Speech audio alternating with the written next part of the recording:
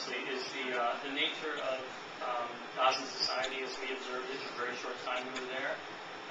My reason for wanting to do that is because, as an Arab and as a Muslim, I personally thought I had a certain immunity to the propaganda that is used to characterize Gazans in particular. And being there, I experienced something completely different from what preconceived notions I had. I mean, I think that there's a certain element of propaganda that's very insidious, and that it kind of fits in nicely with common sense, that people who suffered something so terrible as the siege and the massacres earlier this year, that this society is going to be characterized by a certain hostility and anger.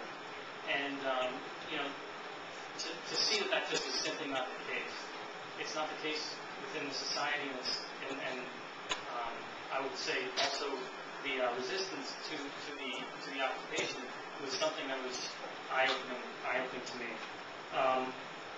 So I want to talk about that, and I want to start first, instead of going right into the resistance, as what is it that Gazans are resisting? And I think Felice did a pretty good job of summing that up. Gazans are basically, every single mode of sustenance in Gaza is under attack. The normal border crossings that would allow for the exchange of food, humanitarian aid, or just commerce is under attack. The siege just limits what can come in and go out to such a degree that it's essentially not a border anymore. The tunnels are themselves a countermeasure against the siege, and as police described, they're being bombed randomly. We actually felt and heard bombs being dropped as we were leaving on the tunnels. The agriculture you see here, you saw through the video. This is a relatively daily occurrence. There's not video cameras there every day, but this is something that's happening all the time. And also the fishermen. So even through agriculture and fishing, where Palestinians, Gazans in particular, might be able to exercise some level of self-sustaining, action, those are denied them. And with the agriculture, it's estimated to be a full 25% of Palestinian agricultural land is subject to this kind of de facto occupation. So the nature of the oppression is essentially an attack on the very survival of the people of Gaza. And in response, really, what I saw is that survival itself is the primary mode of resistance. It's not just an individual survival, every person for him or herself. It's a societal survival. Everybody's plugged into it. Even the youngest Gazans are really plugged into it. So this particular photograph was taken at the Life Maker Center, which is a day school that we visited our first day in Gaza, and that's kind of where this idea gelled for me. At some point, we kind of went around the room and asked the children to what they wanted to be when they grew up. Very typical adult question for children. And without fail, every single child, I think there were about 25, gave one of maybe 4 or 5 answers. A doctor, dentist, pediatrician, freedom fighter, engineer.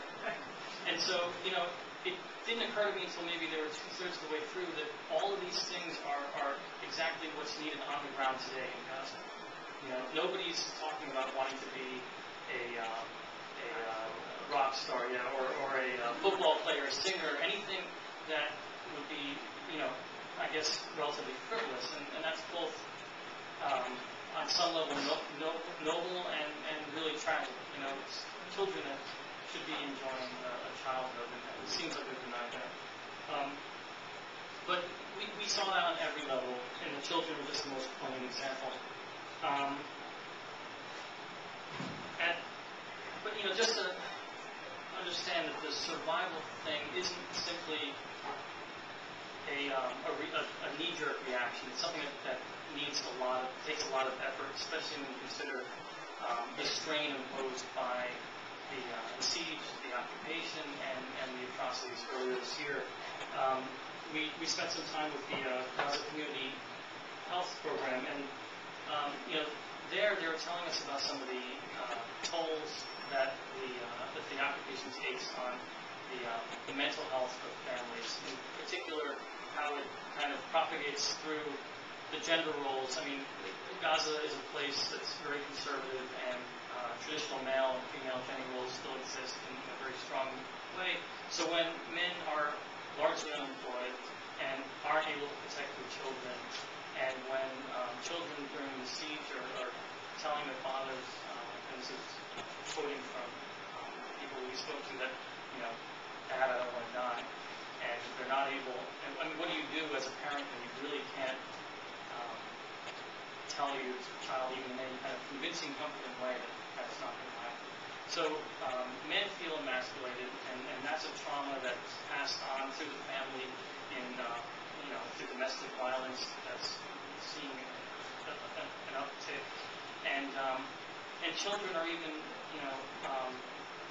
internalizing this and seeing that their fathers can't defend them, and are beginning to identify more with the power on the ground, which is the IDF. And so, parents are describing how they're troubled by seeing their children want to play, soldier and whatnot, and wanting to be the Israeli soldiers who beat up the other kids and do all these things. So it's a tremendous struggle, this survival aspect, because it's an uphill battle against all these things. And so I think it's important, if we go to the next slide, to recognize that the forms of resistance that are on the ground, that are real, and we need to recognize them as resistance. This is another picture from the Life Maker Center. You can go to the next slide, please. Things like fishing and farming under fire, which police talked about. Also, I'm not sure if you can make out the picture. I'm just going to sit down so people can see the slide. The organic farming is, because people can't get traditional, or I should say conventional, fertilizers in through the borders, they're turning to real traditional methods of organic farming. Urban rooftop gardening is one way that people are dealing with the siege and trying to maintain or build a certain self-sufficiency and offset that loss of agricultural land at 25%. Rainwater collection, ever since the water treatment plant was bombed, that's really important. Drinking water is a scarce thing in deserts to begin with, and without proper treatment, people are having to innovate new ways of holding and collecting every bit of water they can. And of course, tunnels. Tunnels are an obvious form of resistance. If you can go to the next slide, please. And so these are just these things I wanted to show that all of life in Gaza is not struggling. Next slide. There's 3 of these. Next one, please. So people are not only working hard to establish self-sufficiency, but they're also trying to enjoy their lives, and I would say successfully. Gaza is actually a beautiful place if the bombing would stop and we would just let them be. And that's actually all that anybody asked of us, to go back and just don't send food or don't send money, just not that they don't want it, but what they really want is for us to stop sending the money and weapons that are used against them. That was the main concern. So next slide. I just wanted to end here. This is Fontaine. She was one of our guides in Gaza, and also a teacher at the Life Maker Center. And I thought one thing that she said to her class that was really kind of poignant and instructive to both them and us, I think. At one point they weren't paying attention, and to get their attention, she said to them, "You're sleeping. Wake up, because there's no freedom in sleep." And I think that that's something that we also, as Americans, need to wake up to what's happening and support the resistance simply by turning to what it is that we're directly paying into. That's all I have.